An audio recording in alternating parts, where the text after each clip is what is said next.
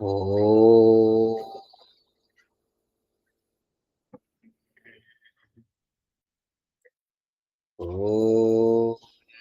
శం నో మిత్రః శం వరుణః శం నో భవత్పర్యమా షన్న ఇంద్రో బృహస్పతిః శం నో విష్ణురుక్రమః నమో బ్రహ్మణే నమస్తే వాయో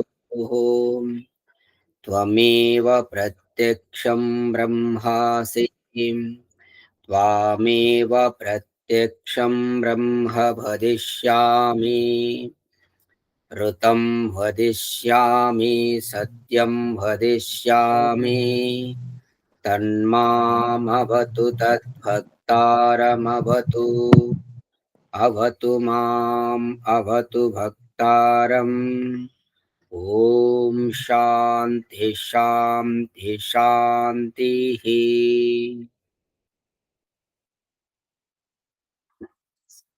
సృష్టికర్త అయినటువంటి పరమేశ్వరునికి నమస్కారము. అలాగే ఈ యొక్క ఆధ్యాత్మిక సత్సంగానికి వచ్చినటువంటి ప్రతి ఒక్కరికి హృదయపూర్వకంగా నమస్కారం. యూట్యూబ్లో ఈ వీడియో చూస్తున్నటువంటి ప్రతి ఒక్కరికి కూడా హృదయపూర్వకంగా నమస్తే. నమస్తే గురూజీ. నమస్తే అమ్మా. ఓం.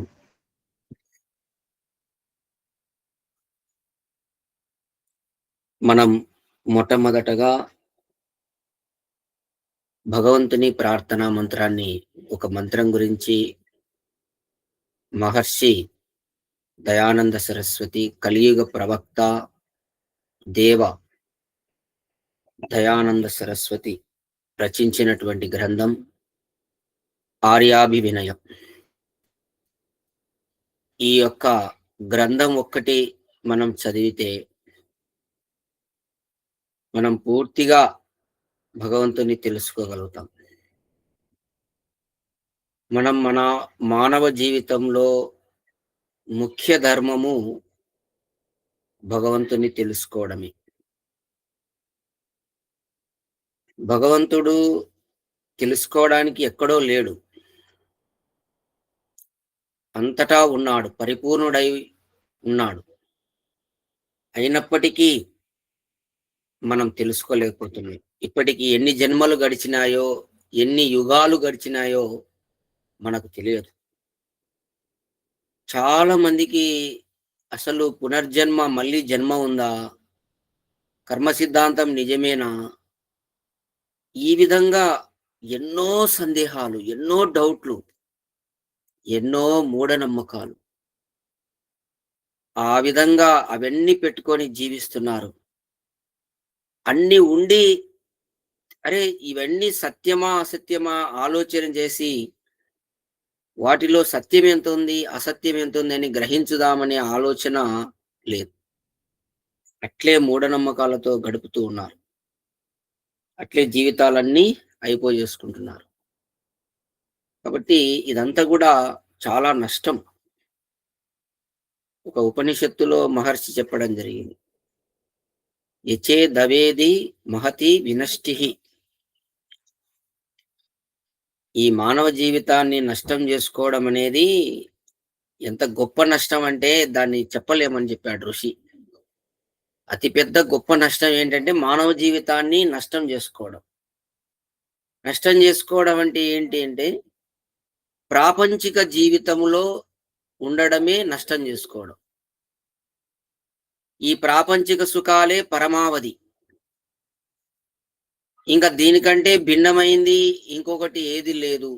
దీనిపైన ఏం లేదు, తెలుసుకోవాల్సింది ఏం లేదు. డబ్బు సంపాదించాలి, మన పిల్లలు బాగుండాలి, ఇంకా ఇంకా కొంత లగ్జరీ లైఫ్ అనుభవించాలి, ఇంతకంటే గొప్పగా ఉండాలి. ఇదే లాస్ట్ పరమావధి అన్నమాట. ఆత్మచింతన, తత్వచింతన ఏమీ లేదు. కాబట్టి ఇది గొప్ప నష్టం, అతిపెద్ద నష్టం ఇది. ఈ నష్టం గురించి ఇప్పుడు తెలియదు. జీవితం అంతా అయిపోగొట్టుకున్నాక చనిపోయేటప్పుడు అర్థమవుతుంది. అప్పుడు భగవంతుడు ఒక పెద్ద స్క్రీన్ వేస్తాడు. 90 ఎంఎంలో ఉంటుంది స్క్రీన్.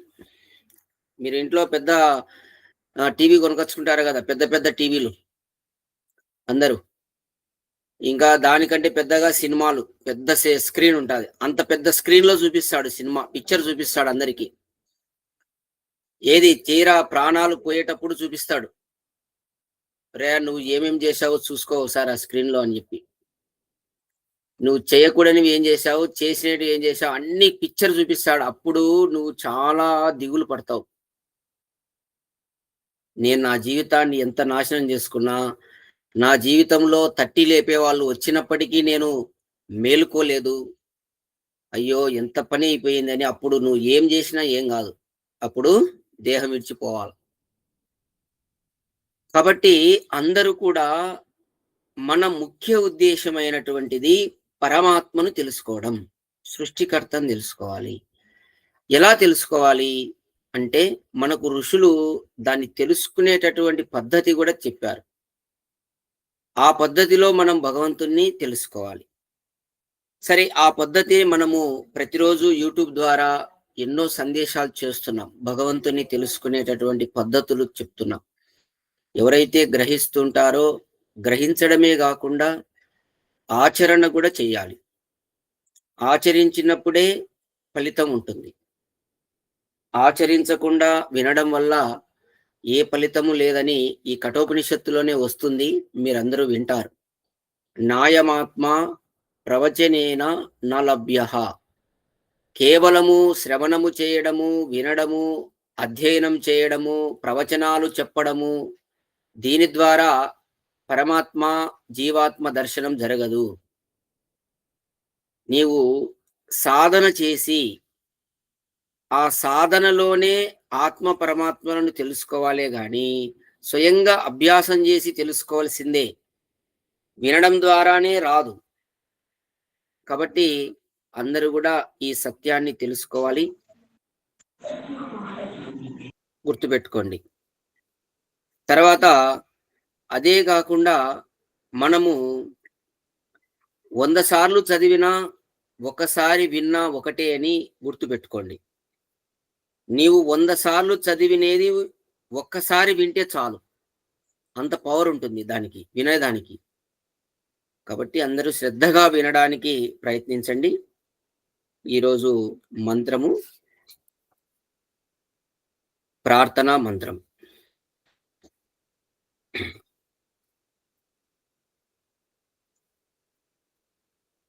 ఓం ఉసిగసి కవిరజారిరసి భంభారివస్యూరసి దువస్యాంజూరసి మార్జాలీయః సమ్రాడసి కృషానుః పరిషద్యో అసి పవమానో నభో అసి ప్రతక్వా మృష్టో అసి హవ్యసూదనారుతధామాసి స్వర్జ్యోతిః. యజుర్వేదము 5వ అధ్యాయము 32వ మంత్రం. ఒక్కొక్క పదానికి అర్థం తెలుసుకుందామా. ఓ ప్రభు, నీవు, ఇక్కడ నిన్న కూడా ఓ ప్రభు అనే దాని గురించి చెప్పుకున్నాం, అది అందరికీ తెలిసిందే. నీవు ఉషిక్ కాంతిమంతుడవు, కవిహి అసి క్రాంతదర్శివి. చూడండి, భగవంతుని గురించి ఇక్కడ ఈ మంత్రంలో కూడా ఇంకా కొద్దిగా లోతుగా చెప్పడం జరుగుతా ఉంది. భగవంతుడు కాంతిమంతుడు, అలాగే కవిహి అసి క్రాంతదర్శివి, అంగారిహి అసి పాపనాశకుడవు, బంభారిహి బంధన శత్రువువు, అవస్యూహు అసి జగత్పాలకుడవు, దువస్వాన్ ప్రశస్త సేవాయుక్తుడవు, శుంద్యూహు అసి శుద్ధ స్వరూపుడవు, మార్జాలీయః ఎల్లరినీ శోధించువాడవు, సమ్రాట్ అసి బాగుగా ప్రకాశించువాడవు, కృషానుహు దీనులకు సుఖదాతవు, పరిషద్యః సభలలో న్యాయకారివి, పవమానః అసి పవిత్రకర్తవు, నభః నిర్వికారుడవు, హవ్యసూదనః అసి, ద్రవ్య విభాగకర్తవు, ఋతధామ అసి, ప్రకృతిని ధరించువాడవు, స్వర్జ్యోతి అంతరిక్షమును ప్రకాశింపచేయువాడవు. చూడండి, ఇక్కడ అన్ని భగవంతుని యొక్క లక్షణాలు ఎన్ని చెప్పాడో చూడండి, ఎంత అద్భుతంగా ఉంది ఈ మంత్రంలో. అందరూ ఈ యొక్క వ్యాఖ్యానము, దయానంద మహర్షి యొక్క వ్యాఖ్యానము అందరూ అర్థం చేసుకోండి. ఓ సర్వప్రియ, చూడండి, అందరికీ ప్రియమైనటువంటి వాడు, సర్వప్రియ, ఈ లోకం, ఈ విశ్వంలో ఉన్నటువంటి ప్రతి జీవునికి ప్రియమైన వాడు భగవంతుడే. ఇప్పుడు మనం కొంతమందికి ప్రియమైన వాళ్ళం ఉంటాం, కొందరికి అప్రియంగా ఉంటాం మనం. కానీ ఈశ్వరుడు అట్లా కాదు, సర్వ జీవులకు, సర్వులకు, సర్వ ప్రపంచానికి అంతటికి కూడా ప్రియమైన వాడు, ఇష్ట దైవం పరమాత్మ అందరికీ. భగవంతుని ఇష్టపడని వాడు ఎవ్వడు ఉండడండి. ఆ జీవాత్మ తపిస్తుంటుంది ఎప్పుడు దేవుణ్ణి తెలుసుకోవాలి, దేవుని పొందాలని జీవాత్మలో నిరంతర సంఘర్షణ జరుగుతూ ఉంటుంది. నీవు కమనీయ స్వరూపుడవు, భగవంతుడు కమనీయ స్వరూపుడవు. కమనీయం అంటే చాలా ఇష్టమైనటువంటిది, కమ్మనిది. మనం కూడా కమ్మగా ఉంది అంటుంటాం కదా, ఏదైనా ఒకటి బాగా మజ్జిగ లేదా ఏదైనా కొన్ని కమ్మగా ఉన్నాయంటే బాగా రుచిగా ఉన్నాయని, ఇష్టంగా ఉన్నాయని, అట్లా అనమాట. కమనీయ స్వరూపుడవు, ఎల్లరూ నిన్ను కోరుదురు, అందరూ నిన్ను కోరుకుంటూ ఉంటారు. ఇక్కడ చూడండి, మనము ముస్లిము, క్రిస్టియను, బౌద్ధులు అని కాదు, అందరూ దేవుని కొరకే తపిస్తున్నారు. మతం ఏదైనా కానీ కాన్సెప్ట్ అయితే అందరూ దేవుని పొందాలా, అందరూ దేవుని గురించే. బ్రహ్మచారులైతేమి, ఋషులైతే, మునులైతే, సాధువులైతే, అందరూ కూడా ఒకటే వాళ్ళ కోరిక, ఎల్లరికీ నిన్నే కోరుదురు, అందరూ నిన్ను కోరుతున్నారు. నీవు పూర్ణ విద్వాంసుడవు. చూడండి అందరూ గుర్తుపెట్టుకోండి, మనకు ఏదైనా ఒక సందేహం వస్తే మన సందేశాన్ని ఆ భగవంతుడు మన లోపల కూడా ఉన్నాడు కదా, అత్యంత సమీపంగా పూర్ణ విద్వాంసుడు నీలో కూడా ఉన్నాడు. అందుకే నీవు ధ్యానం అనేది బాగా చేస్తే ఖచ్చితంగా ఆ భగవంతుని ద్వారా నీకు సమాధానం వస్తుంది. ధ్యాన నిమగ్నులైనటువంటి వారు, ధ్యానశీలురికి పూర్ణ విద్వాంసుని నుండి ఆన్సర్ వస్తుంది. ఇక్కడ మనకు లోకంలో కొంతమంది గురువులు ఉండొచ్చు, విద్వాంసులు ఉండొచ్చు, వాళ్లకు కూడా తెలియనటువంటి ఆన్సర్లు ఉంటాయి. అవి పూర్ణ విద్వాంసుడైనటువంటి పరమాత్మ ద్వారానే మనకు తెలియబడతాయి, అది లోపల నుంచే తెలియబడతాయి అన్నమాట. కొన్ని రహస్యాలు విద్వాంసులు కూడా లోపల విప్పి చూపించలేరు, చెప్పడం వరకే ఉంటుంది, దాన్ని చూపించడానికి కుదరదు. అటువంటివి నీవు లోపల నుంచే పూర్ణ విద్వాంసుడైనటువంటి పరమాత్మ నుండే నువ్వు పొందగలుగుతారు. కాబట్టి ఆ పరమాత్మ పూర్ణ విద్వాంసుడు అని గుర్తుపెట్టుకోవాలి. కవిహి అని చెప్పబడింది. కవి అంటే పూర్ణ విద్వాంసుడు. స్వభక్తుల పాపమును నశింపచేయుదువు. ఎవరైతే స్వభక్తులు, పరమాత్మ భక్తుడై ఉంటాడో అతని పాపములను నశింపచేస్తాడు. నశింపజేయడం అంటే అతనికి తెలియకుండానే అతనితోనే అనుభవింపజేస్తాడు తన పాపాలను. ఎవరిని? అతని భక్తులైనటువంటి వారు. భక్తుడంటే భగవంతుని ఆజ్ఞలను శిరసావహించి యథావిధిగా చిత్తశుద్ధితో భగవంతుని ఆజ్ఞలను పాలించువాడే భక్తుడు. ఊరికే భగవంతుని నామస్మరణ చేసేవాడు భక్తుడు కాదు. భగవంతుని యొక్క ఆజ్ఞలను, కర్తవ్య కర్మలను యథావిధిగా ఎవరైతే ఆచరిస్తుంటాడో అతనే భక్తుడు. అటువంటి వాని యొక్క పాపములను నశింపచేయువాడు పరమాత్మ.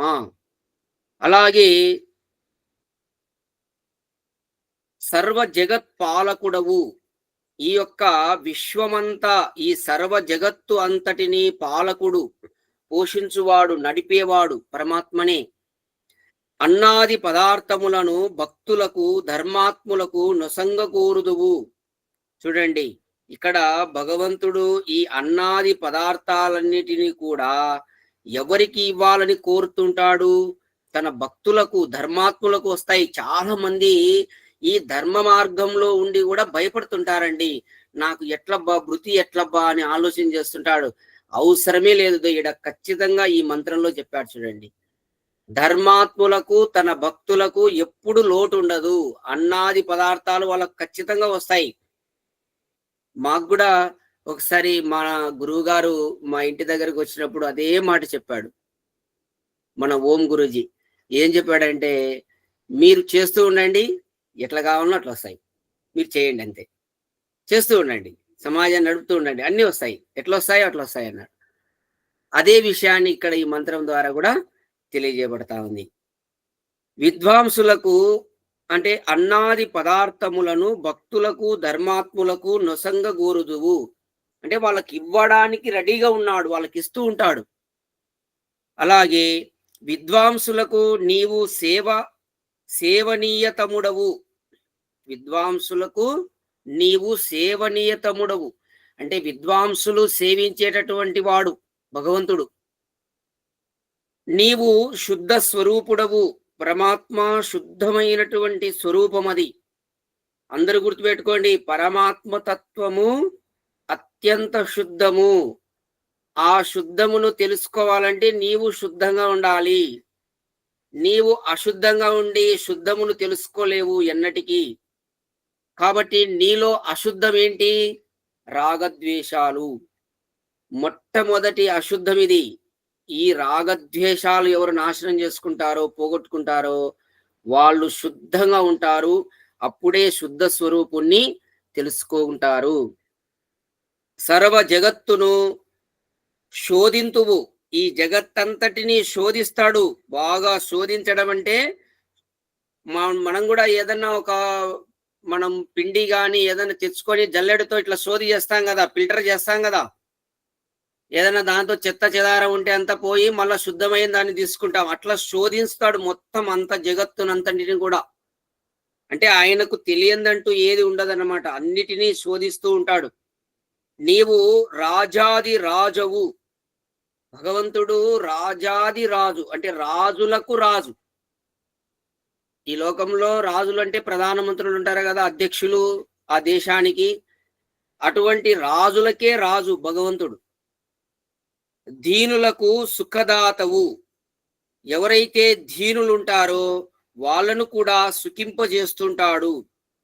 ఓ న్యాయకారి, నీవు పవిత్ర స్వభావ స్వరూపుడవు. భగవంతుడు న్యాయకారి అని ఇక్కడ అన్ని భగవంతుని లక్షణాలు చెప్పబడుతున్నాయమ్మా. మీరు భగవంతుడు అంటే ఇది గుర్తుపెట్టుకోండి. ఓ న్యాయకారి, భగవంతుడు న్యాయకారి. నీవు పవిత్రమైన స్వభావ రూపుడవు. భగవంతుని యొక్క స్వరూపం ఏంటంటే భగవంతుని స్వభావము పవిత్రమైనటువంటిది. అలాగే సభా శాసకుడవు. మ్యూట్లో పెట్టండి శ్రీనివాసులు గారు. సభా శాసకుడవు, సభ్యుడవు, సభాపతివి, సభా ప్రియుడవు, సభా రక్షకుడవు నీవే. అంటే ఇక్కడ ఈ సృష్టిలో మొత్తం అన్ని భగవంతుడే చేస్తున్నాడు.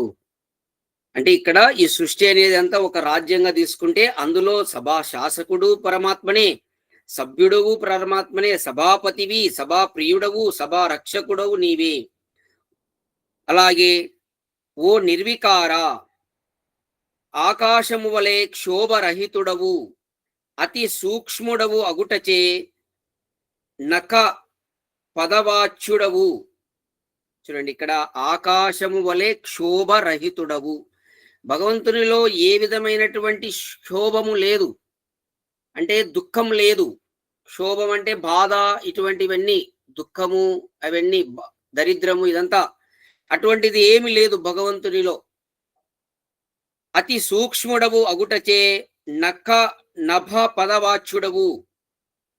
భగవంతుడు అత్యంత సూక్ష్ముడు అనమాట. అందుకు ఇక్కడ నభ అనేటటువంటి పదానికి వాచ్యుడవు, ప్రతక్వా సర్వజ్ఞుడవు. భగవంతుడు సర్వజ్ఞుడు, అన్ని తెలిసినవాడు పరమాత్మ. ఈ లక్షణాలు తెలుసుకున్నటువంటి వాడు ఇంకా ఎవడైనా మళ్ళీ పాపం చేయడానికి ముందుకొస్తాడా? రాడు. ఎందుకంటే భగవంతుడు గురించి తెలియకనే అందరూ పాపాలు చేస్తున్నారు. ప్రతి వ్యక్తి కూడా, ఎవరైనా సరే, అది జ్ఞాని అయినా సరే అజ్ఞాని అయినా సరే, పాపం ఎందుకు చేస్తున్నాడంటే దేవుని గురించి తెలియదు. దేవుని గురించి తెలియకపోవడం వల్లే పాపం చేస్తున్నాడు. కొని తెలిసిన శాబ్దిక జ్ఞానం వరకు తెలుసుకొని ఏం చేస్తాడులే అనే మళ్ళా ఒక దాంతో కూడా ఆ విధంగా చేస్తుంటాడు. చూడండి, ఇక్కడ సర్వజ్ఞుడవు, సత్యాసత్యకారి జనుల కర్మలకు సాక్షివి. చూడండి, ఇక్కడ సర్వజ్ఞుడవు అని చెప్పిన తర్వాత సత్య అసత్యకారి జనులకు కర్మల యొక్కకు సాక్షివి అంటే సత్యం చేసేటటువంటి వారు, అసత్యం ఆచరించేటటువంటి వారు, అటువంటి ఇద్దరు చేసేటటువంటి కర్మలకు సాక్షివి. ఎవడు ఎట్టి పాపపుణ్యములు ఉనర్చునో వానికి తగిన ఫల వ్యవస్థ చేయువాడవు. చూడండి, ఎవరు ఏ విధములైనటువంటి కర్మలు చేస్తారో ఆయా విధములుగా వారికి తగిన ఫల వ్యవస్థ చేయువాడవు. అతను పాపం చేస్తే పాపం అనుభవిస్తాడు, పుణ్యం చేస్తే పుణ్యం అనుభవిస్తాడు. ఆ ఫల వ్యవస్థ చేయువాడు పరమాత్మనే.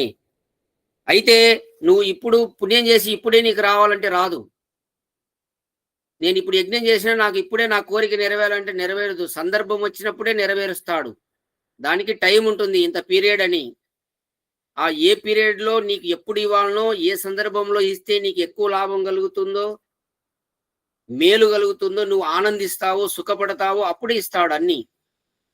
బాధలు కూడా అంతే. ఇప్పుడు ఎవరైనా ఒక కోడిని కోసారనుకోండి, ఒక పొట్లేలి కోసారు, మాంసము జంతువుని కోసారు, వెంటనే వానికి శిక్ష పడదు.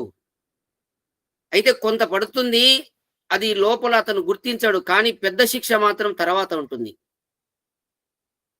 ఆ భయంకరమైన శిక్ష మాత్రం సందర్భం వచ్చినప్పుడు బాగా అనుభవింపజేస్తాడు.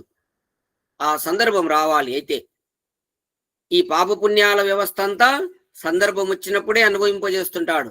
అందరు గుర్తుపెట్టుకోండి. కాబట్టి అటువంటి వాడవు నీవే. నీవు శుద్ధమైనటువంటి స్వరూపుడవు. ఇందాక మనం చెప్పుకున్నాం, మళ్ళీ వచ్చింది మృష్టో అసేని. భగవంతుని యొక్క స్వరూపమే శుద్ధము. అలాగే పాప శోధకుడవు, పాపములను బాగా తెలుసుకునేవాడు. శోధకుడు బాగా శోధించి చిన్న చిన్న పాపాలను కూడా తెలుసుకుంటాడు.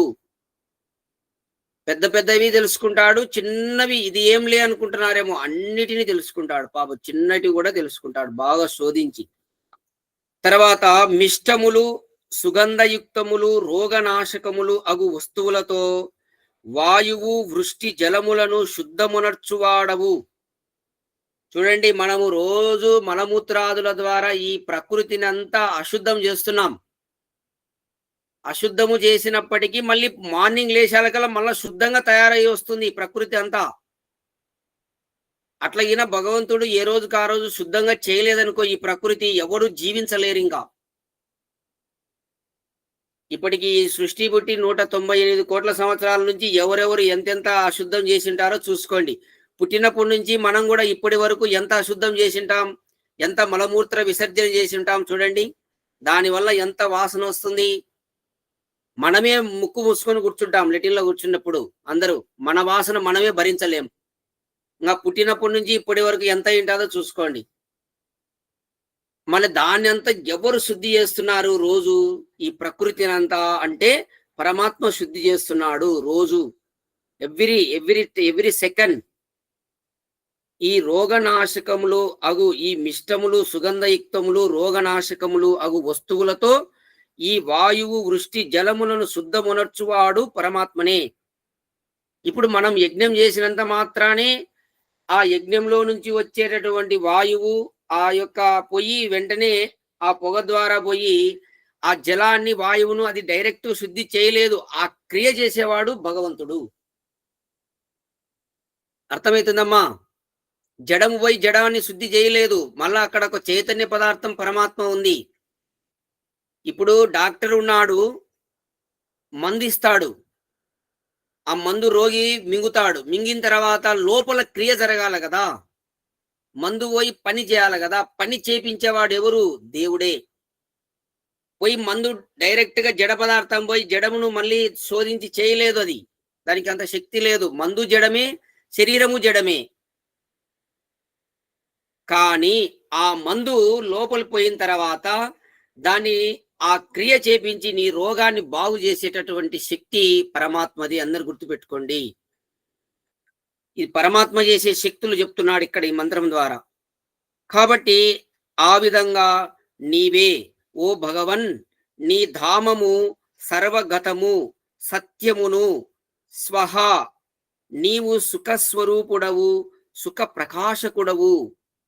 చూడండి, ఇక్కడ అంతా భగవంతుని యొక్క స్తుతి ఈ మంత్రం ద్వారా చెప్పబడుతుంది. భగవంతుడు సుఖ స్వరూపం. భగవంతుని యొక్క స్వరూపమే సుఖం. ఇంకా ఎక్కడ అట్లా లేదు. ఒక్క భగవంతునిలోనే ఉంది ఆ స్వరూపం, సుఖమైనటువంటి స్వరూపం. అలాగే సుఖాన్ని ప్రకాశింపజేయువాడు, అందరికీ ఇచ్చువాడు. తన సుఖాన్ని తన దగ్గరే దాచుకోడు. ఎవరెవరు తన దగ్గరికి కోరి వస్తారో, సుఖాన్ని కోరి వస్తారో వాళ్ళందరికీ సుఖాన్ని ఇచ్చువాడు. సుఖదాత, సుఖ ప్రకాశకుడు. కాబట్టి మన పనులు అన్నీ ఉంటాయి. మన పనులు మీరు కర్తవ్య నిర్వహణలో చేయండి. చేసి మనం సుఖం కోసం భగవంతుని దగ్గరికి వెళ్ళాలి. అప్పుడు ఆ విధంగా చేసినటువంటి వారికే ఆ సుఖం అనేది వస్తుంది. కాబట్టి భగవంతుని తెలుసుకోవాలి. తెలుసుకొని ఆ విధంగా జీవితాన్ని చక్కదిద్దుకుంటూ ఆ పరమాత్మను నిత్యము సుఖ స్వరూపుణ్ణి ధ్యానశీలురు కావాలి. ఎక్కువ సమయాన్ని ధ్యానంలో గడపాలి. భగవంతుని లోపల గడపాలి. అప్పుడే మీరు సుఖాన్ని పొందగలుగుతారు. కేవలం విన్నంత మాత్రానే సుఖం రాదు. కాబట్టి ధ్యానం అనేది రోజు చేస్తూ ఉండండి. ఆ సుఖం మీరే ఆస్వాదిస్తారు. చూడండి. ఏమో అర్థమవుతుంది అందరికీ ఇప్పటి వరకు చెప్పిన దాంట్లో?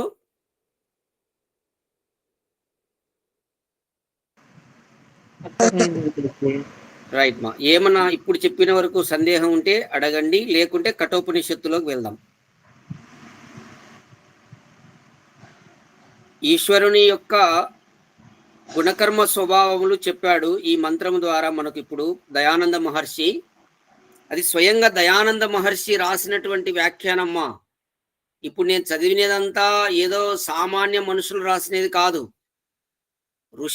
ఋషికి కూడా స్వయంగా వచ్చినది కాదు. దేవునితోనే ఆ సమాధానం వచ్చినటువంటిది. అది ఎంత సమాధి స్థితిలో ఉన్నటువంటి ఋషి రాసినటువంటి మంత్రం భాష్యం అది. అందులో అది త్రికాల సత్యం. అందులో తిరుగు లేదు. ఇంకా గుర్తుపెట్టుకోండి. ఆ విశ్వాసం రావాలి ప్రతి భక్తునికి. భగవంతుని యందు, వేదము యందు పూర్ణ విశ్వాసం ఉండాలి. గుర్తుపెట్టుకోండి. భక్తుడంటే అదే, పూర్ణ విశ్వాసి అయి ఉండాలి. వేదము యందు, భగవంతుని యందు. అంటే భగవంతుని యందంటే ఈ లక్షణాలన్నీ భగవంతుని అని విశ్వాసం కలిగి ఉండాలి. తర్వాత చూడండి,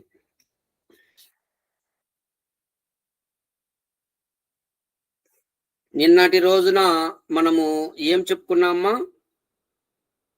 కఠోపనిషత్తులో ఎవరో ఒకరు చెప్పండి, గుర్తు చేయండి ఏం చెప్పుకున్నామో.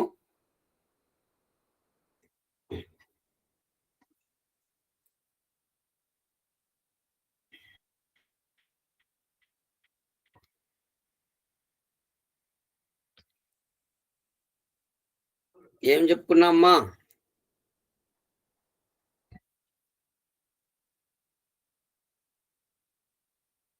ఏమ్మా పలకరు అందరూ?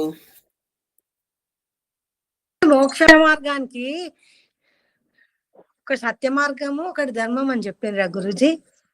మా నేను ప్రశ్న ఏమడుగుతున్నా, జవాబు ఏం చెప్తున్నారు? కఠోపనిషత్తులో నిన్న మనము ఏమి చెప్పుకున్నాం? ఓం తత్సత్.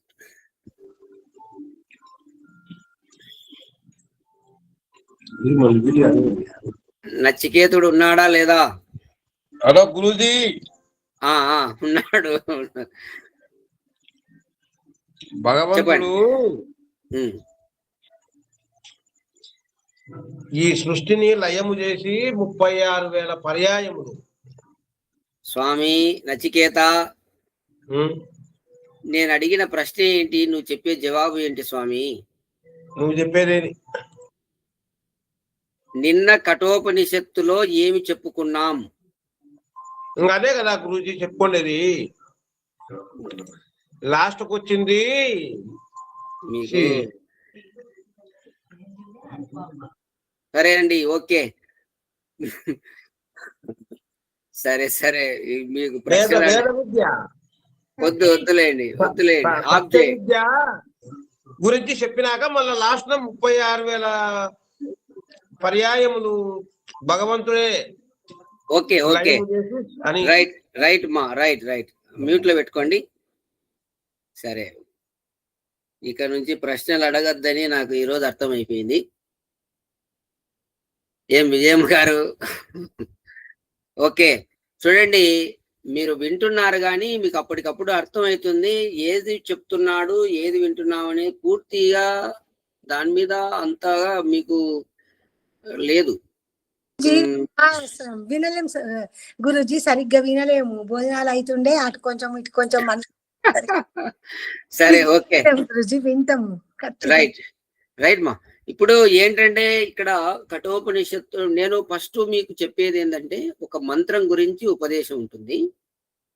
ఆ తర్వాత ఏముంటుందంటే కఠోపనిషత్తు అని చెప్తాను. ఇది కఠోపనిషత్తులో చెప్పబడినటువంటిదని, తర్వాత కఠోపనిషత్తు ప్రారంభం చేస్తున్నాను. ఇక్కడ నిన్న కఠోపనిషత్తు ద్వారా మనం చెప్పుకుంది ఏంటంటే జీవాత్మ గురించి చెప్పుకున్నాం. జీవాత్మ యొక్క లక్షణాలు, జీవాత్మ ఎలా ఉంటాడు, జీవాత్మ పుట్టడు చావడు, ఆ విషయం గురించి నిన్న చెప్పుకున్నాం. ఈరోజు చూడండి, ఈ విధంగా జీవుని విషయంలో చెప్పబడిన పై లక్షణములన్నీ పరమాత్మ యందును ఉండును. అయితే ఏవైతే జీవాత్మకు కొన్ని లక్షణాలు ఏవైతే ఉన్నాయో అవి పరమాత్మకు కూడా అవే లక్షణాలు కొన్ని ఉన్నాయి. ఎట్లా? జీవాత్మ పుట్టడు, జీవాత్మ చావడు, జీవాత్మ నిత్యుడు. అట్లనే పరమాత్మ పుట్టడు, చావడు, నిత్యుడు. ఈ కొన్ని లక్షణాలు పరమాత్మలో కూడా సేమ్ క్వాలిటీస్ ఉన్నాయి. ఎట్లయితే జీవాత్మలో ఉన్న లక్షణాలు పరమాత్మలో కూడా సేమ్ కొన్ని లక్షణాలే, అన్ని లేవు, కొన్ని సేమ్ ఉన్నాయి. చూడండి, ఇక్కడ ఒక శ్లోకం ద్వారా ఏం చెప్పబడుతుందో, హంతాచే మన్యతే హంతుం హతచ్చే మన్మతే హతం ఉభౌతో న విజానీతో నాయం హంతి నా హన్యతే. చూడండి, ఇక్కడ హంత చంపువాడు, హంతుం చంపుటకు శక్తివంతుడనని, మన్యతే చేత్ తలంచువేని, హతః చంపబడినవాడు, హతం తనను తాను చచ్చినవానిగా, మన్యతే చేత్ తలంచునేని, తౌ ఉభౌ ఆ ఇరువురు, నా విజానీతః తెలియనివారు, అయం ఇతడు, నా హంతి చంపడు, నా హన్యతే చంపబడడు. చూడండి, ఇక్కడ ఇంకా కొద్దిగా జీవాత్మ గురించి తెలియజేయబడతా ఉంది. సాధారణమైనటువంటి జనులు శరీరమే ఆత్మయని ఎంచి, శరీరముతో పాటు ఆత్మయు జనన మరణములు కలిగి ఉండునని ఎంచుదురు. చూడండి, ఇక్కడ సాధారణమైనటువంటి జనులు ఏం చేస్తారంటే, ఈ శరీరంతో పాటే ఆత్మ పుడుతుంది, శరీరంతో పాటే ఆత్మ చస్తుంది, ఆత్మకు కూడా జనన మరణాలు అనేటివి ఉన్నాయి అనేటటువంటిగా వాళ్ళు తలంచుతుంటారు, ఆ విధంగా ఎంచుదురు. కావున ఆత్మ చంపుననియు చంపబడుననియు ఎంచువారు ఆత్మను ఎరగని వారే అని ఎంచవలెను.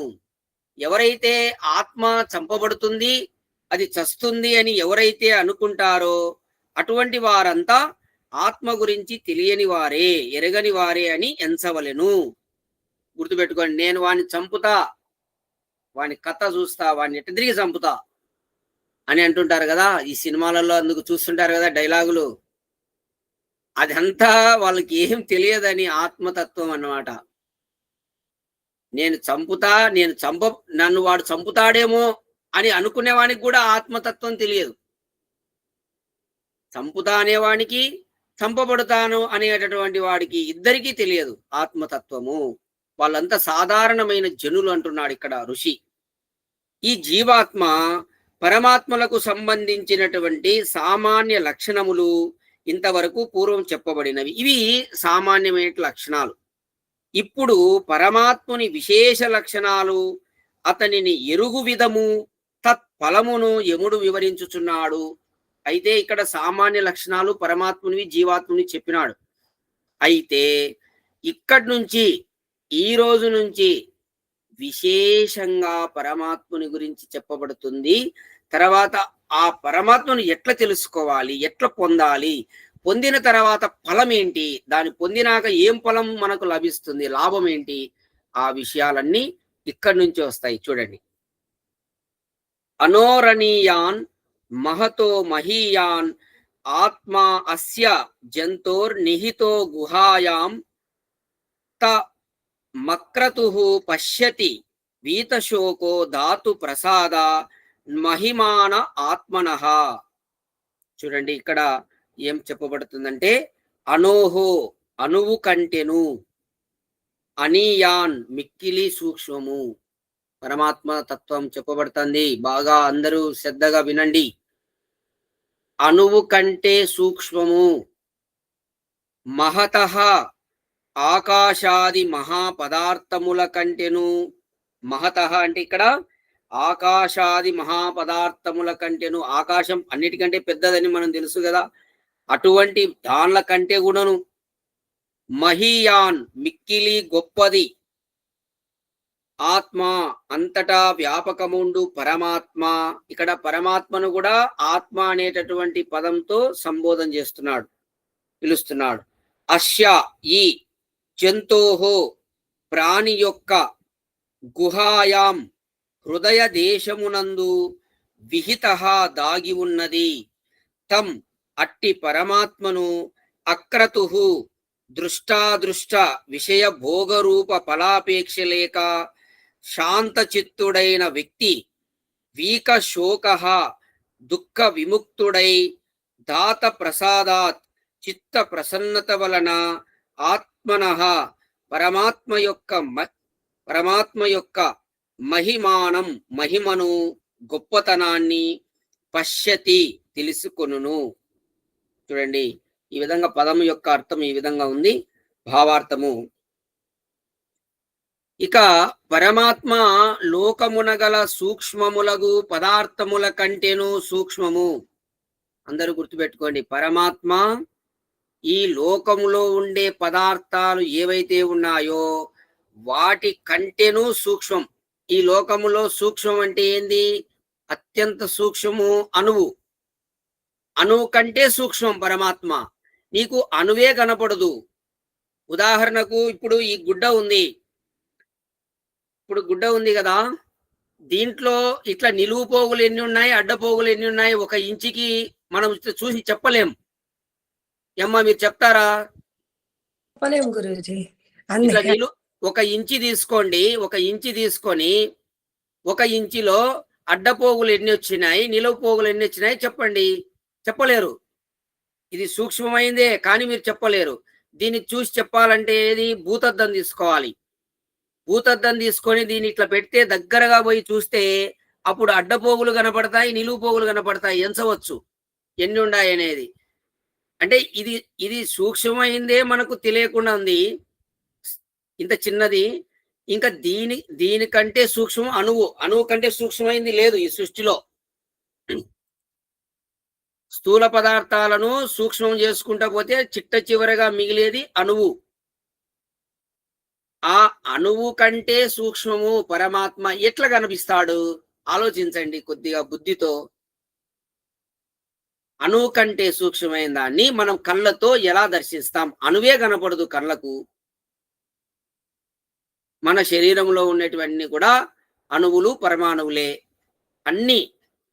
అన్నీ కూడా ఈ శరీరాన్ని విభజించవచ్చు. ఎంట్రుకలను కూడా విభజించవచ్చు. సూక్ష్మంగా కటింగ్ చేసుకుంటూ పోవచ్చు. అట్లా ఇవన్నీ కూడా అణువులు, పరమాణువులతో ఈ జగత్ అంతా ఏర్పడి ఉంది. ఇది ఎంత సూక్ష్మం చేస్తే ఫైనల్ గా అణువులు మిగులుతాయి. మరి ఆ అణువు కంటే అది కూడా మనం కళ్ళతో అణువును చూడలేము. కంటికి అది కనపడదు అణువు అనేది కూడా. అంత సూక్ష్మంగా ఉంటుంది. చాలా సూక్ష్మమైనటువంటి భూతద్దాలు తెచ్చి చూస్తే గానీ అది కనపడదు అనమాట. అంటే వైరస్ కంటే సూక్ష్మమైంది అనమాట అణువు. మరి ఈ విధంగా మనం అణువునే మనం కళ్ళతో చూడలేకపోతున్నాం. మరి అణువు కంటే ఇంకా సూక్ష్మమైన దాన్ని ఎలా చూడగలుగుతాం?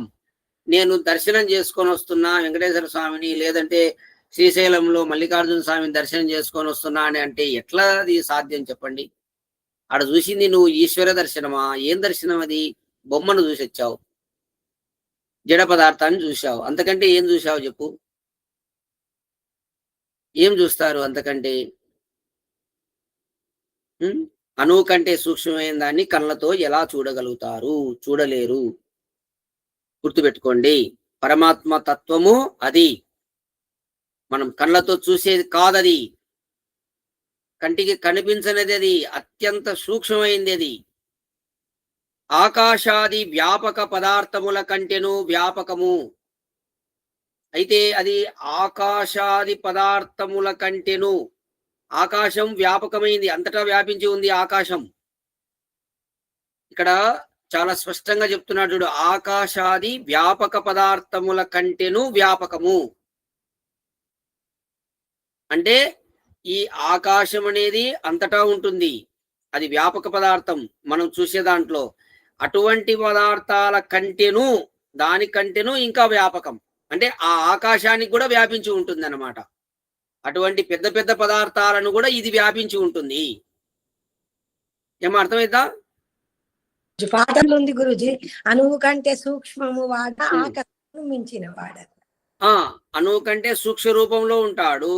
తర్వాత ఆకాశాది పదార్థముల కంటే కూడా వ్యాపకుడు, దానిని కూడా వ్యాపించి ఉన్నాడు. అందువలన అది ఎల్ల ఎడలను ఉండును. అర్థమవుతుందా? అందుకే అది ఎక్కడికి పోయినా ఉంటుంది.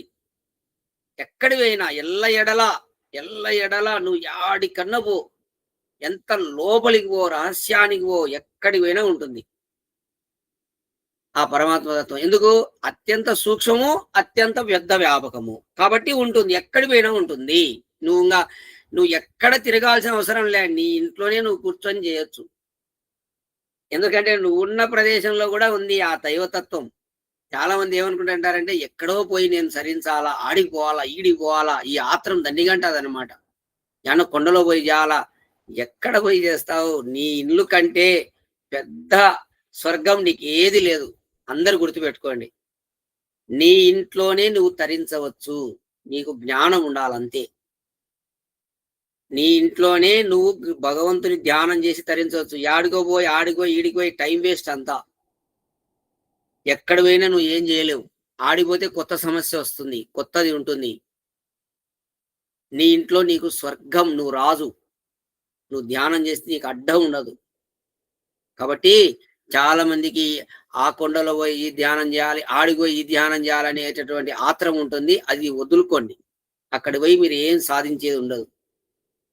మీ ఇంట్లో ఒక గదిలో సపరేట్ గా గాలి వెలుతురు బాగా స్వచ్ఛంగా వచ్చేటటువంటి గదిలో, ఏకాంతంగా డిస్టర్బ్ లేనటువంటి గదిలో కూర్చొని మీరు ధ్యానం చేస్తే, ఏకాంతంగా ఏ సౌండ్స్ పెట్టుకోకుండా, ఏ సెల్ ఫోన్ దూరంగా ఉంచుకొని, అసలు మీకు సంబంధం లేకుండా నీవు పరమాత్మ ఒక్కరే ఉండి ధ్యానం చేయాలి. అప్పుడు నీకు ఈ సూక్ష్మతత్వం ఎలా ఉంది, పరమాత్మ అణువు కంటే సూక్ష్మంగా ఎలా ఉన్నాడు, ఆకాశం కంటే పెద్దగా ఎలా ఉన్నాడు, అవన్నీ నువ్వు ధ్యానంలో తెలుసుకుంటావు. ఇప్పుడు శబ్దం విన్నావు, ధ్యానంలో నీకు అనుభవంలోకి వస్తుంది, పరమాత్మ ఎట్లా ఉన్నాడనేది తెలుస్తుంది. గుర్తుపెట్టుకొని అది ప్రాక్టికల్ గా చేయడం. ఇప్పుడు మీరు థియరీ ఉంటున్నారు, ప్రాక్టికల్ ధ్యానంలో తెలుసుకోవడం.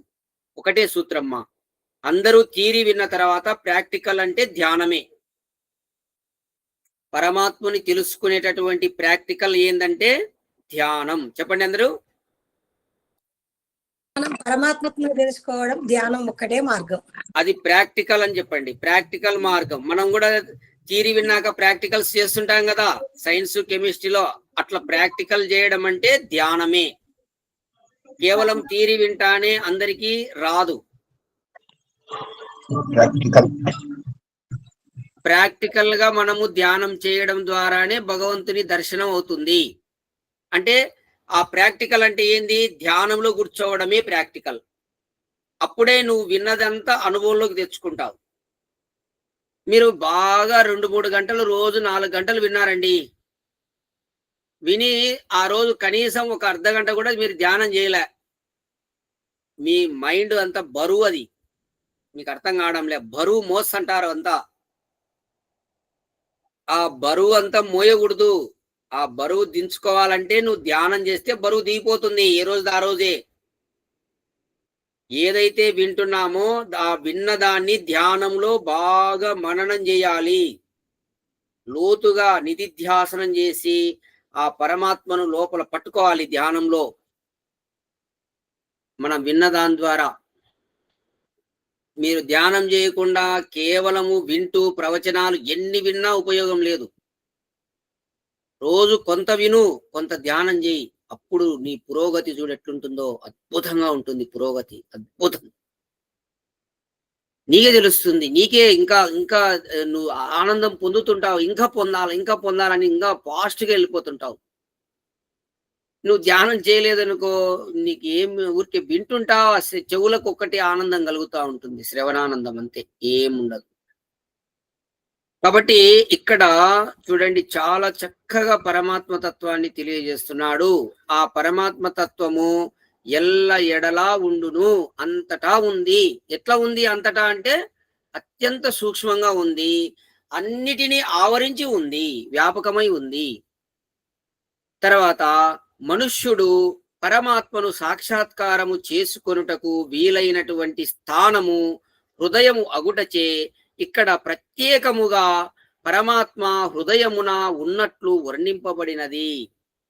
చూడండి, చక్కగా అందరూ అర్థం చేసుకోండి. చాలా మోస్ట్ ఇంపార్టెంట్ అయినటువంటి విషయాన్ని కఠోపనిషత్తులో యమాచార్యుడు చెప్తున్నాడు. చూడండి, పరమాత్మను మనము తెలుసుకొనుటకు, సాక్షాత్కారం చేసుకొనుటకు హృదయమున ఉన్నట్లు వర్ణింపబడినది. మనము పరమాత్మ మనుష్యుడు సాక్షాత్కారం చేసుకొనుటకు వీలైనటువంటి స్థానం హృదయము, మన లోపలనే, హృదయంలోనే అంట, మన లోపలనే అంట. ఇంకా సాక్షాత్కారం చేసుకునేటటువంటి స్థానం ఏంటి చెప్పండి? హృదయములో. హృదయమే, ఇంకా బయట లేదు. హృదయం ఎక్కడుంది? లోపల ఉంది. అంటే నీవు దేవుణ్ణి లోపలనే తెలుసుకోవాలి, ఇంకా బయట లేదు. అదే అనువైన స్థానం అని చెప్తున్నాడు. అని దాని గురించి పరమాత్మ నీకు ఎక్కడుంటాడంటే హృదయంలో ఉన్నాడని చెప్పాలి. ఎందుకు అట్లా ఉన్నాడంటే నువ్వు తెలుసుకునేది అక్కడనే కాబట్టి. అంతటా ఉన్నాడు, లేడని కాదు. కానీ నువ్వు అంతటా తెలుసుకోవడం కష్టం. కానీ నువ్వు తెలుసుకునేదానికి సులువైనటువంటిది, అనువైనటువంటిది ఏంటంటే హృదయంలో. ఎందుకు హృదయంలో? జీవుడు హృదయంలోనే ఉన్నాడు కాబట్టి అక్కడే నువ్వు దేవుని తెలుసుకోవడం ఈజీ అని చెప్తున్నాడు. అదే కరెక్ట్ అయినది, ఇంకా మిగతాదంతా కరెక్ట్ కాదు. సాక్షాత్కారం అంటే అదే, హృదయంలో చేసుకోవడమే. కాబట్టి ఈ విధంగా వర్ణింపబడినది. కావున అన్యత్ర శరీరమునకు వెలుపల పరమేశ్వరుని చూడ ప్రయత్నించుట ఆత్మవిధుల దృష్టిలో శాస్త్ర విరుద్ధము.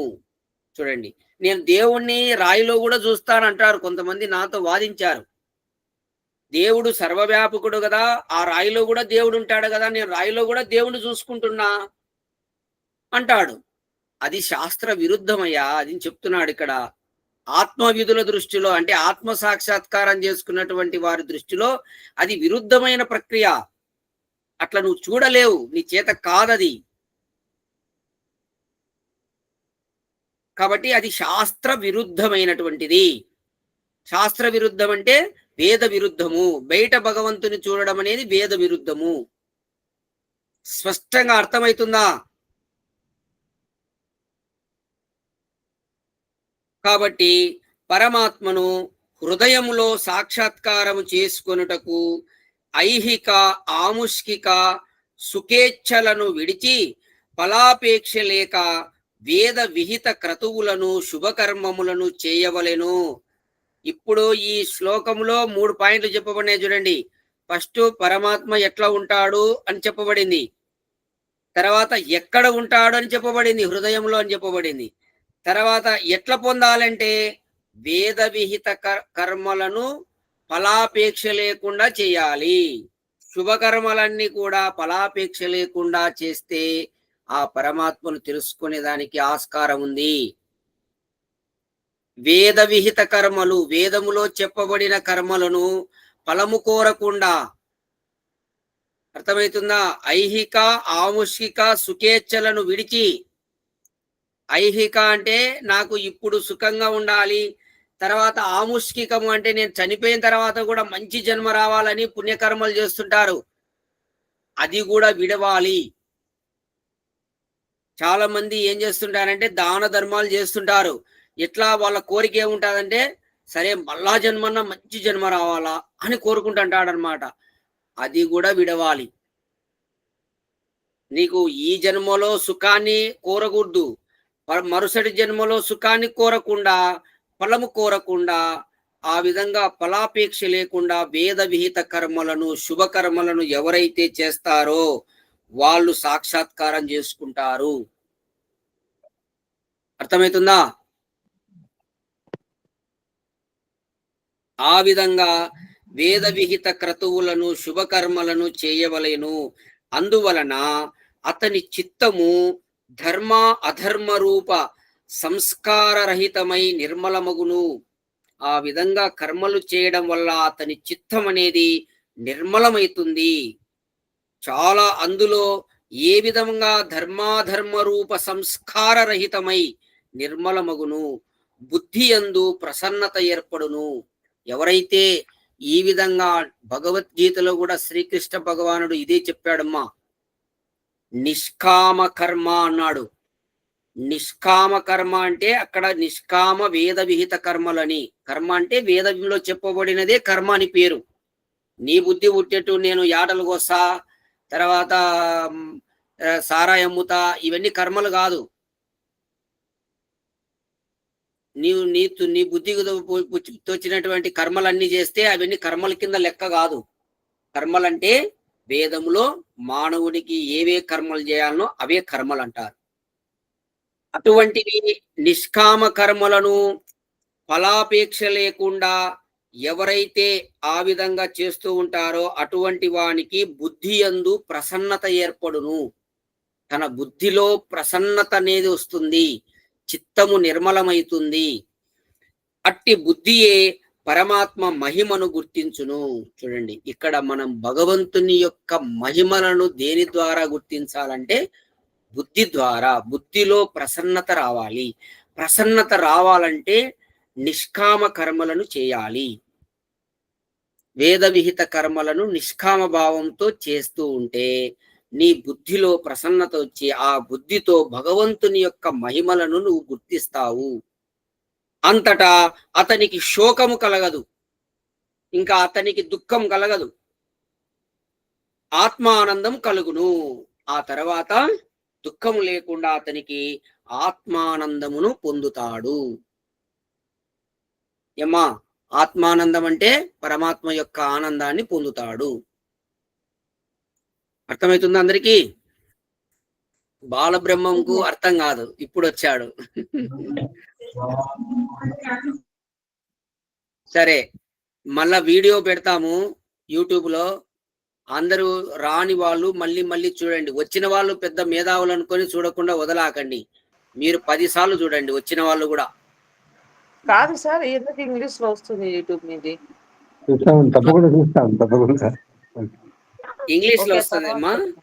ఇంగ్లీష్ లో అంటే అది పైన సెట్టింగ్స్ లో పోతే లాంగ్వేజ్ దగ్గర మీరు ఈ తెలుగు అని పెట్టుకుంటే తెలుగులో వస్తుంది అమ్మా. ఓకే ఓకేలే సార్, మళ్ళీ చెప్పండి. ఏమో నాది ఆ యూట్యూబ్ అతను వరల్డ్ వైజ్ ప్రచారం చేయడానికి అట్లా భాషలు మారుస్తున్నాడు. ఇది యూట్యూబ్ అన్ని దేశాల వాళ్ళు చూస్తున్నారు మన ఛానల్. Okay sir.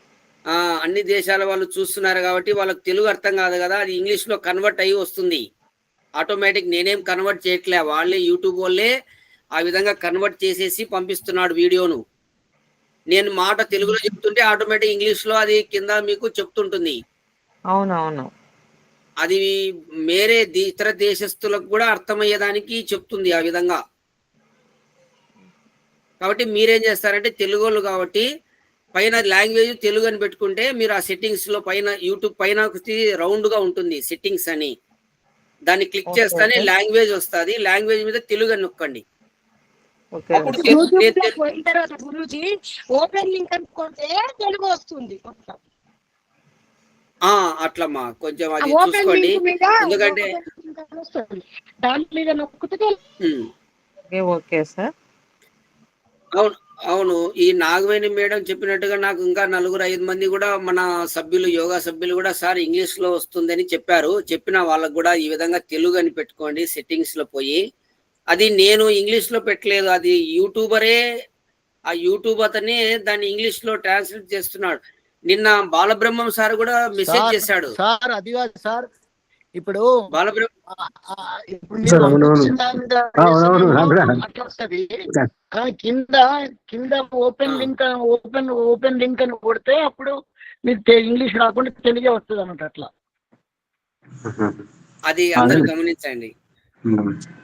అంటే బాలబ్రహ్మం సారు మీరు కూడా అవును సార్. మొన్న అవును అదే. ఈ వర్డ్స్ మాకు ఇంగ్లీష్ లో వస్తున్నాయని నిగమ అవును సందేశంలో పెట్టారు. ఎందుకు వాడి ఇంగ్లీష్ నాకు అసలు చాలా చీకాకు ఉంటుంది. అదో ప్రాబ్లం. అంటే పనికిరాని ఇంగ్లీష్ అంటే వాళ్ళ ఇష్టం వచ్చిన పదాలు.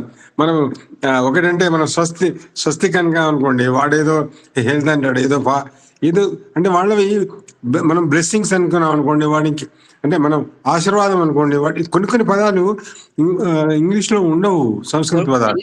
సంస్కృత పదాలు ఇంగ్లీష్ లో లేవు. ఇప్పుడు మీకు తెలియని రహస్యం ఏంటంటే అందరూ శ్రద్ధగా వినండి. ఈ ఏఐ టెక్నాలజీ వస్తుంది కదా, ఈ ఏఐ టెక్నాలజీ అన్నిటికంటే చాలా గొప్పగా వస్తుంది కానీ ఈ పాణిని మహర్షి రచించినటువంటి వ్యాకరణము, ఈ అష్టాధ్యాయి మహాభాష్య సూత్రాలను అది అన్వయింపజేయలేకపోతుందంట. అవి పలకలేక కూడా ఉందంట అసలు. అంత అద్భుతంగా ఋషి రచించాడు దానికి. దాన్ని ఆ విధంగా పలకాలంటే గాని, దాన్ని అన్వయింపజేయాలన్నా గాని, ఆ జ్ఞానము దానికి తయారు చేసిన వాడికి ఉంటే కదా ఆ జ్ఞానం ముందు. తయారు చేయ వాళ్ళకి ఉండాలి. తయారు చేసే వాళ్ళతోనే ప్రాబ్లం. ఏఐ తయారు చేసిన వాడికి ఆ జ్ఞానం ఉంటే దాన్ని ఆ విధంగా తయారు చేస్తాడు. కాబట్టి కొన్ని పదాలకు ఇంగ్లీష్ లో అర్థాలు ఉండవు. కాకపోతే ఏంటంటే ఈ యూట్యూబర్ అనేవాడు మంది ఛానల్ చాలా సక్సెస్ అయింది మా. చాలా మంది చూస్తున్నారు, వ్యూస్ చాలా వస్తున్నాయి. అందుకొరకు వాడు కొద్దిగా ఇంకా వాడు కూడా వ్యూస్ పెంచుకోవడానికి యూట్యూబర్ ఇంగ్లీష్‌లో దాన్ని ఆ విధంగా ట్రాన్స్‌లేట్ పెడుతున్నాడు. మీరు తెలుగులోకి ఆ సెట్టింగ్స్‌లో పోయి మార్చుకొని చూడండి. చాలా చాలా సంతోషం. మీరందరూ కూడా మీకు ఈరోజు సబ్జెక్టు అందరికీ అర్థమైందని నేను అనుకుంటున్నాను. ఏమ్మా అర్థమైంది కదా అందరికీ? అర్థం పరమాత్మను గురూజీ కఠోపనిషత్తు ద్వారా పరమాత్మ మనము ఎలా ఉన్నాడు, ఎక్కడ ఉన్నాడు, ఎలా తెలుసుకోవాలి, తెలుసుకున్న తర్వాత మనం పొందే లాభము ఒకే శ్లోకం ద్వారానే అన్ని చెప్పాడు చూడండి. ఒక్క శ్లోకంతోనే అన్ని చెప్పేసేసాడు. అంటే మహా గొప్ప ఇంటెలిజెంట్ ఉన్నటువంటి వాళ్ళకు దండిగా అవసరం లే. ఒక్కటైనా పట్టుకుంటే మ్యూట్ లో పెట్టండి. గురూజీ ఒక్క నిమిషం మళ్ళీ నేను మీకు ఛాన్స్ ఇస్తాను. ఒక్క నిమిషం. ఇప్పుడు ఒక శ్లోకంలోనే చూడండి 4 విషయాలు చెప్పాడు. ఇప్పుడు చెప్పినటువంటి శ్లోకంలో పరమాత్మ ఎలా ఉన్నాడు, తర్వాత ఎక్కడ ఉన్నాడు, తర్వాత ఎక్కడ మనం తెలుసుకుంటాం, ఎక్కడ ఉన్నాడో అక్కడ మనం తెలుసుకునే స్థానాన్ని చెప్పాడు. ఆ తర్వాత తెలుసుకోవడానికి ఏం చేయాలి, సరే తెలుసుకున్నాము ఇక్కడ ఉన్నాడని, తర్వాత దాన్ని పొందాలి కదా, పొందాలంటే నువ్వు ఏం చేయాలి ఆ విషయాన్ని కూడా చెప్పాడు. ఆ తర్వాత పొందిన తర్వాత ఫలం ఏంటి, ఆ ఫలాన్ని కూడా చెప్పాడు, ఆత్మానందం అని. ఒక్క శ్లోకంలోనే అన్ని చెప్పేశాడు. మంచి బుద్ధివంతులైతే వాళ్ళకి ఎక్కువ ప్రమాణాలు అవసరం లేక అది పట్టుకొనే వాళ్ళు పొందుతారు లాభాన్ని. ఇంకా కొద్దిగా బుద్ధి తక్కువ ఉన్నటువంటి వాళ్ళకు చాలా చాలా వినాలి, చాలా చాలా గ్రహిస్తూ ఉండాలి. గుర్తుపెట్టుకోండి, ఇంటెలిజెంట్లను చాలా సూక్ష్మంగా తొందరగా పట్టేసుకుంటారు, తొందరగా లాభాన్ని పొందుతారు. తర్వాత ఇప్పుడు చెప్పండి మీరు సత్య భోజిరెడ్డి గారు.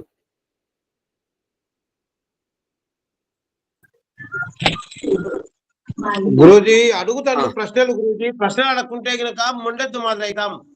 ఓకే ఓకే, ప్రశ్నలు మళ్ళీ ప్రశ్నలకు సందేహాలకు సమాధానాలు అన్ని సమయం వస్తుంది. ఇప్పుడు 8:30 అయింది కాబట్టి ఈ రోజు ఫస్ట్ ఏజ్ పెట్టామనేది మనం విన్నామనే దానికి నువ్వు ఇప్పటి నుంచి అడుగుతాడు.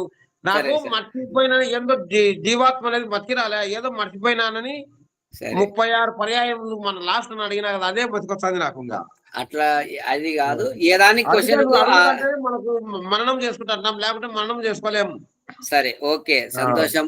మిగతా వాళ్ళు కూడా మా ప్రశ్నలు నేను అడిగినప్పుడు దానికి ఆన్సర్ కూడా సరైన ఆన్సర్ సూటిగా చెప్పడానికి ప్రయత్నం చేయండి.